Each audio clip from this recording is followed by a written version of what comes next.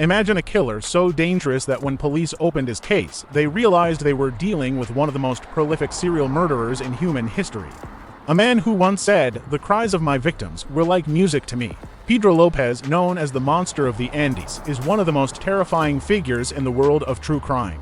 During the 1970s and 80s, he moved freely across Colombia, Ecuador, and Peru. His victims were mostly young girls from poor or rural communities, children whose disappearances were rarely investigated. And that allowed Lopez to continue for years without being detected. His story begins with a childhood filled with horror, an abusive mother, homelessness, being kidnapped by a criminal gang, and escaping from a man who attempted to sacrifice him in a ritual. That early trauma twisted his mind into something the world was not prepared for. In 1980, Ecuadorian police finally arrested him. And when the interrogation began, the truth that surfaced was horrifying. Pedro Lopez confessed to over 300 murders. He even led officers to hidden burial sites, mass graves where dozens of victims were discovered.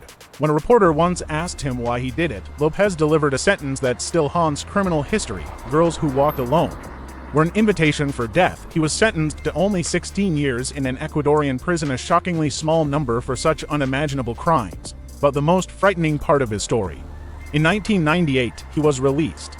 He was later arrested again in Colombia, evaluated, and eventually released once more. To this day, no one knows where he is. Interpol believes the true number of his victims may be far higher than even his own confessions.